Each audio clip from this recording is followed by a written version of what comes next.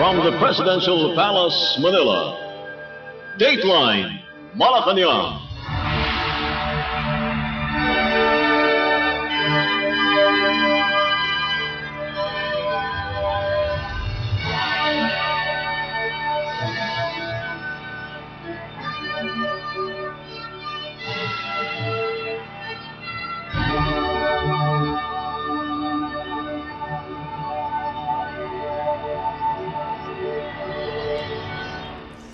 Good day.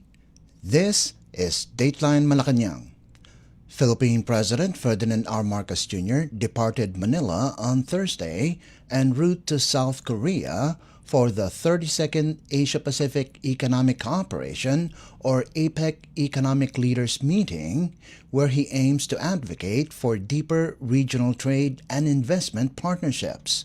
The President and his delegation left Villamor Air Base in Pasay City at 12:45 in the afternoon and were expected to arrive in the host city later in the day.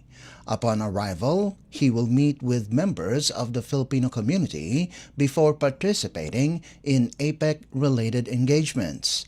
In his departure statement, President Marcos said he will deliver a keynote address at the APEC CEO Summit, positioning the Philippines as a reliable, forward-looking partner in the region.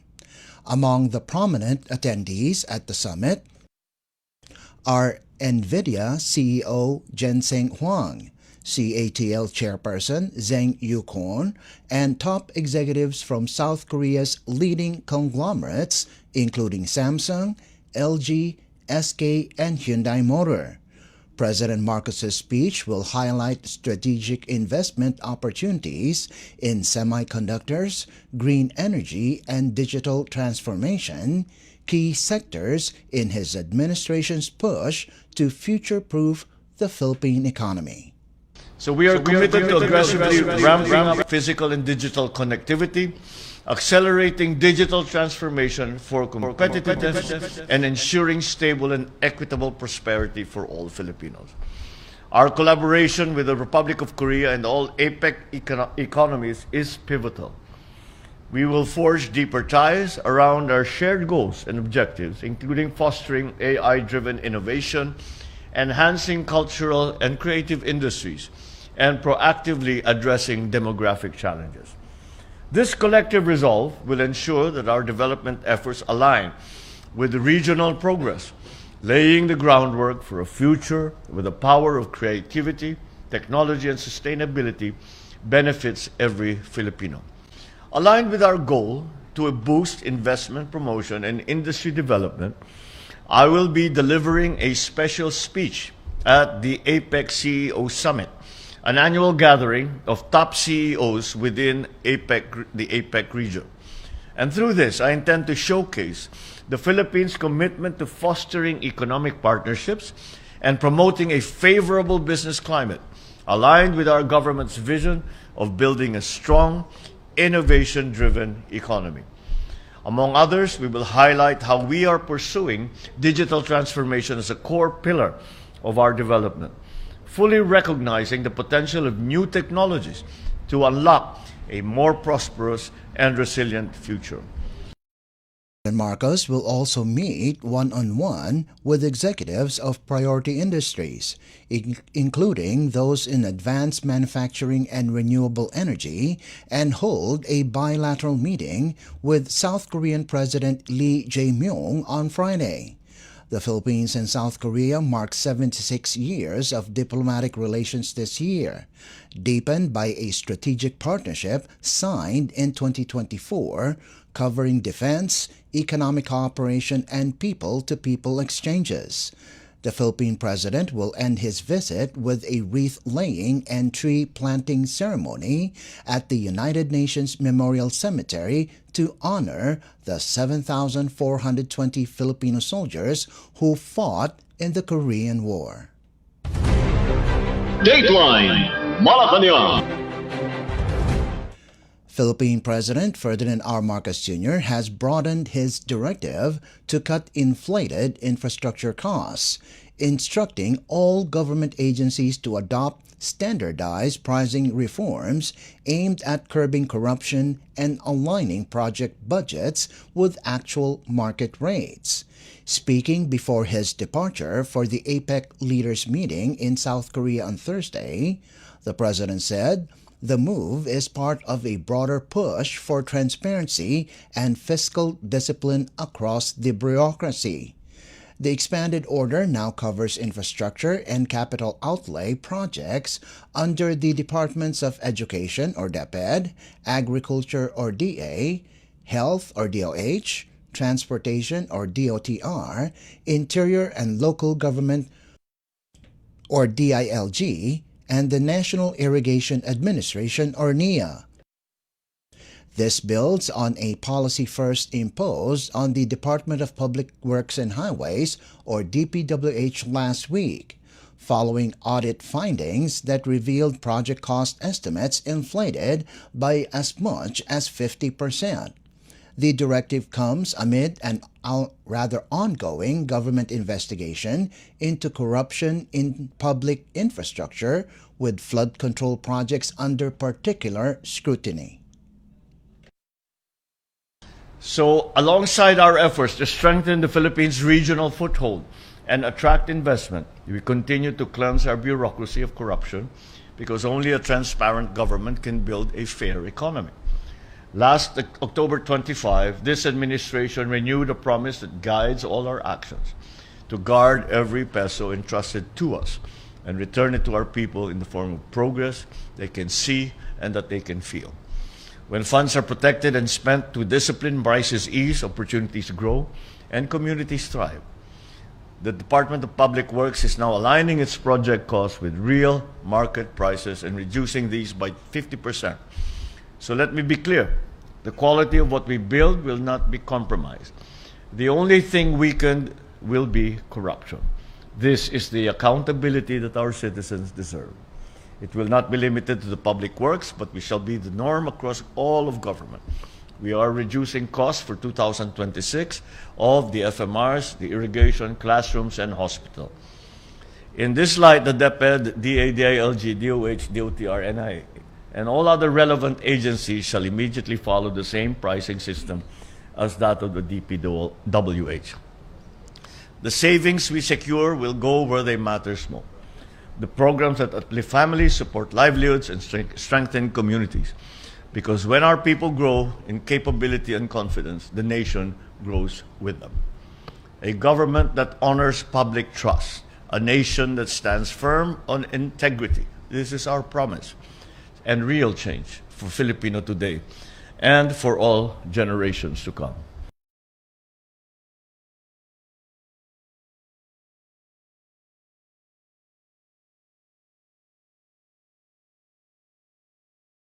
President Ferdinand R. Marcos Jr. will use the Asia-Pacific Economic Cooperation or APEC Summit in Gwangju to position the Philippines as a reliable partner for global investments.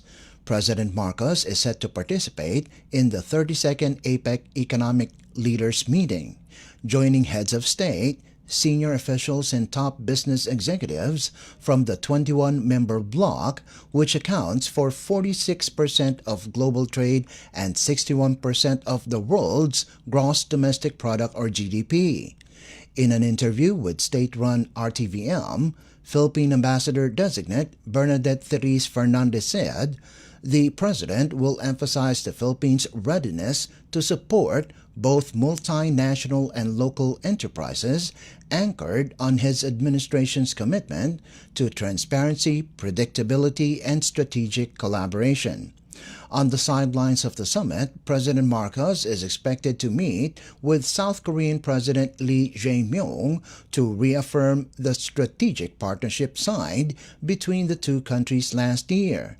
Fernandez noted that the two leaders had previously spoken by phone, finding common ground on labor rights and inclusive economic growth.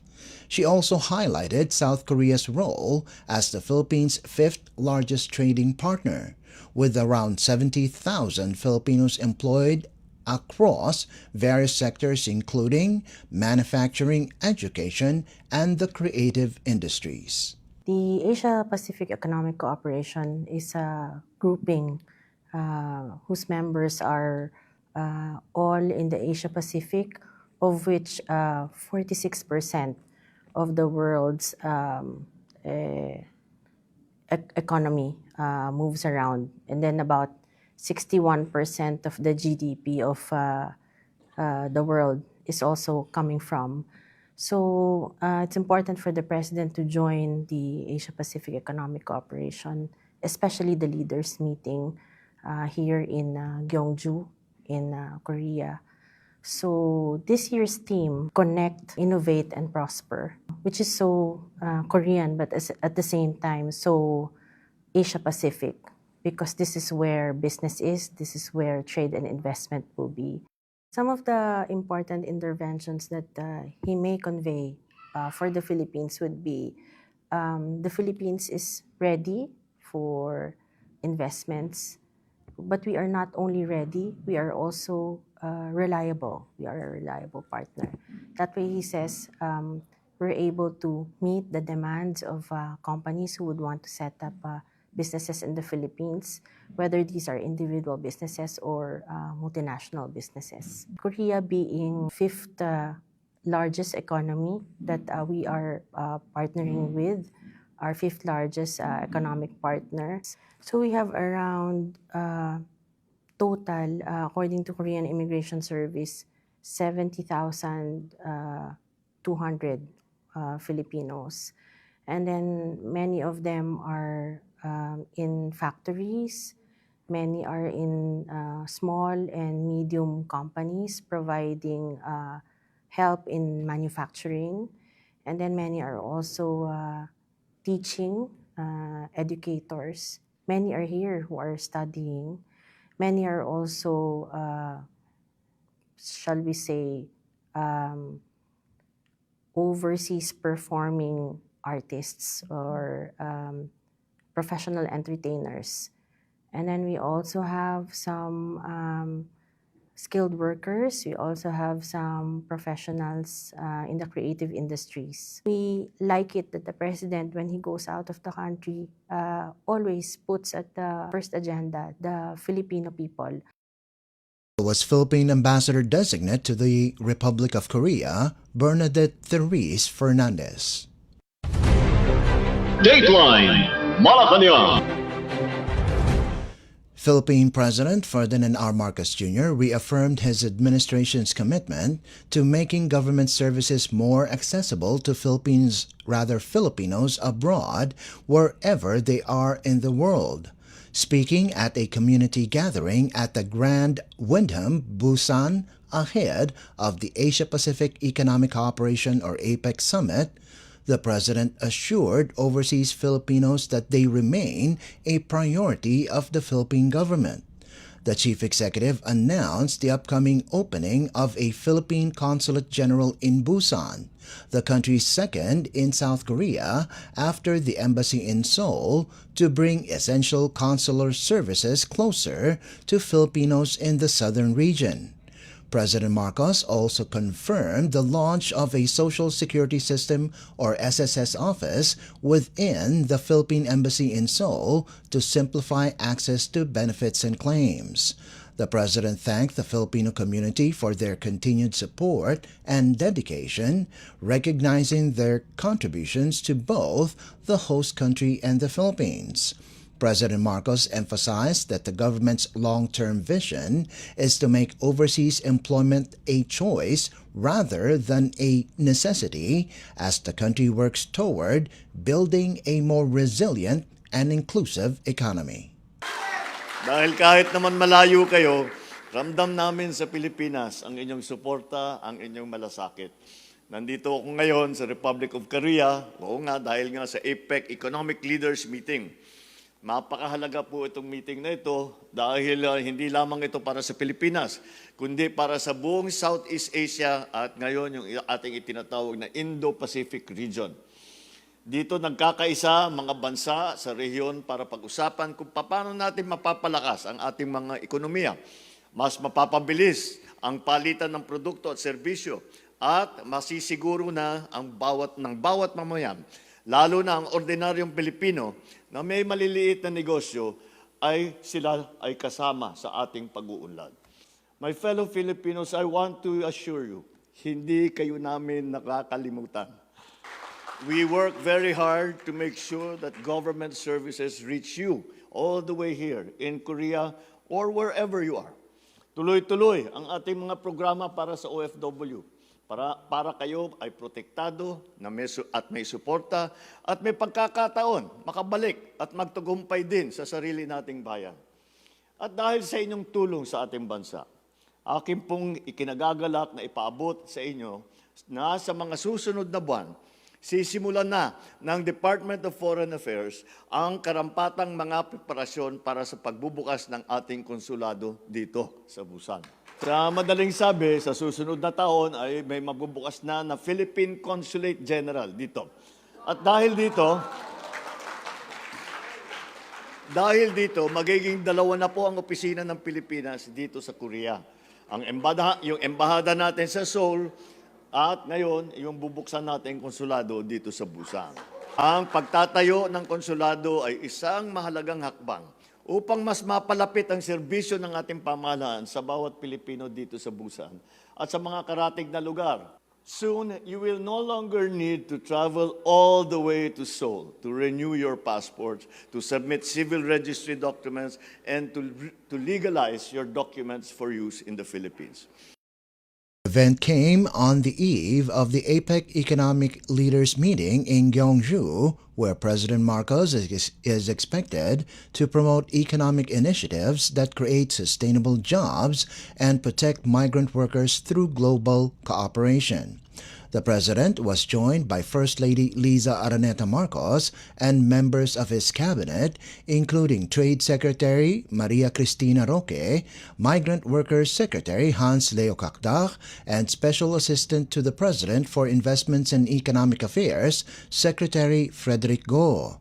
The Busan gathering kicks off President Marcos's participation in APEC 2025, which brings together leaders and senior officials from 21 economies, including Chinese President Xi Jinping, Japanese Prime Minister Sanae Takaichi, and Australian Prime Minister Anthony Albanese.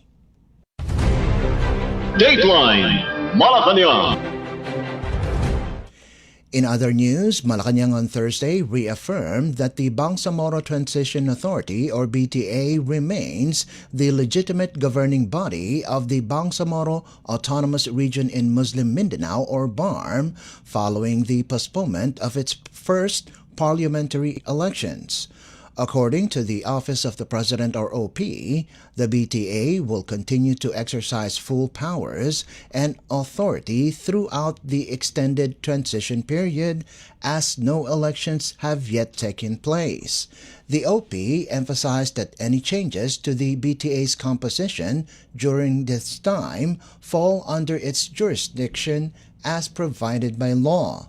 In a statement, the OP said there's no need for formal reappointment as current members continue to serve by operation of law until they are replaced or succeeded. The palace added that the uninterrupted operations of the BTA ensure continuity of governance, legal stability, and a smooth transition in the region. It also noted that the BTA's continued authority aligns with the Bangsamoro Organic Law, or Republic Act RA number Republic Act RA or RA number 12123, and the Supreme Court's ruling to defer the elections originally set for October 13, 2025. RA 12123, enacted in February 2025, moved the first regular BARM elections from May to October 13, 2025, and mandated that future elections be synchronized with the 2028 national polls and held every 3 years thereafter. However, in a decision dated September 30th, the Supreme Court declared unconstitutional the redistricting laws passed by the BTA meant to guide the elections. The court ordered the BTA to draft a new law defining BARM's legislative districts by October 30th and rescheduled the parliamentary elections to a date no later than March 31st, 2026. Dateline Malacañang. The Department of Migrant Workers, or DMW, is ramping up efforts to safeguard the rights and welfare of overseas Filipino workers, or OFWs, with a particular focus on seasonal farm workers in South Korea. In a statement released Thursday, the DMW said Secretary Leo Magpayo conducted an inspection and welfare mission in Jeochang on October 29th, where he met and listened to Filipino workers from Pura Tarlac. The visit aimed to assess their living and working conditions, address concerns, and strengthen coordination with Korean authorities in line with President Ferdinand R. Marcos Jr.'s directive to ensure fair and secure employment for OFWs. Magpayo, joined by Labor Attaché Rosemary Gondraños Duques and Welfare Officer Cornelia D.G. Chanko, met with Jeochang Mayor Guo In-mo and South Korean labor officials to reinforce bilateral cooperation on worker protection standards. He assured the Filipino community that the government is taking concrete steps to ensure that every OFW is safe, legally employed, and treated with dignity. The DMW said the mission is part of a broader initiative to enhance monitoring mechanisms for Filipino workers abroad. Following past reports of welfare and safety issues, the DMW has resumed deployment of seasonal workers to South Korea under stricter oversight. Magpayo noted that the agency is implementing tighter employer vetting and regular welfare checks through its labor and welfare offices. Dateline Malacañang. Still on the DMW, the Department of Migrant Workers, or DMW, has pledged assistance to overseas Filipino workers, or OFWs, in Jamaica and nearby Caribbean islands following the devastation caused by Hurricane Melissa.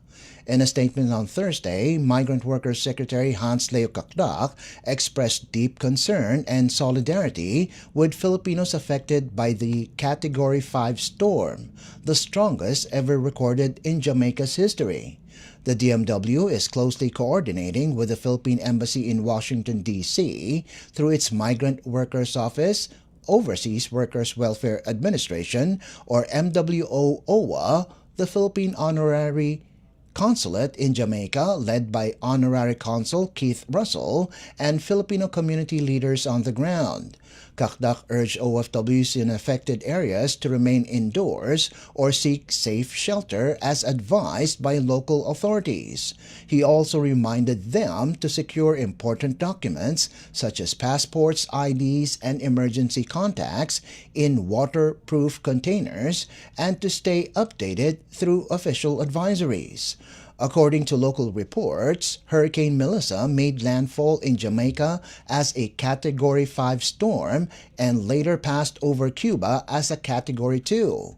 It has since weakened to Category 1, but not before leaving widespread destruction across the region. Authorities have confirmed 25 deaths in Haiti, including 10 children and 4 fatalities in Jamaica.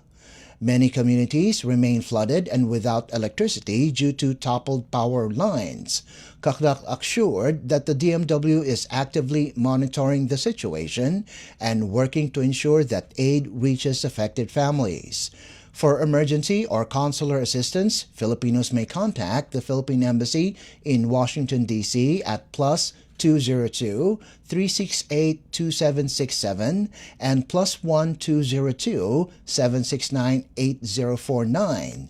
The MWO-OWA in Washington, D.C., led by Labor Attaché Saul De Vries and team at +1-202-467-9426, and the Philippine Honorary Consulate in Jamaica, led by Honorary Consul Keith Russell at +1-876 896-1234 and +1 876-815-9698. Dateline Malacañang. And finally, the Department of Migrant Workers, or DMW, has confirmed that the death of a Filipino crew member aboard the MV Arvia, a cruise ship operated by P&O Cruises, is currently under investigation. In a statement issued Thursday, the DMW extended its condolences to the bereaved family and said the identity of the seafarer is being withheld pending official confirmation. The agency said the licensed manning agency that deployed the seafarer reported that the circumstances surrounding the crew member's death are still under investigation and that they are in ongoing coordination with the vessel owner to ensure a thorough and transparent process. According to reports, the Filipino crew member died on board the vessel last Sunday during its voyage from Southampton to Tenerife. The MV Arvia is currently on a 14-night transatlantic cruise to the Caribbean, having departed Southampton on Friday. It is expected to arrive in Barbados on November 7th. The DMW assured that all necessary assistance is being extended to the seafarer's family, including regular updates on the progress of the investigation. Dateline Malacañang. Before we conclude our program, Radyo Pilipinas World Service of the Presidential Broadcast Service is live on audio streaming. Just download Evox PBS Receiver on your Google Play Store or the App Store from your Apple phone. You can also visit our Facebook page and YouTube channel. Just type in and search for Radyo Pilipinas World Service. Kindly subscribe, like, and share our posts as well. And that concludes this edition of Dateline Malacañang. For Radyo Pilipinas World Service, this is Leo Magpayo. Good day and stay safe. From the Presidential Palace, Manila, Dateline Malacañang.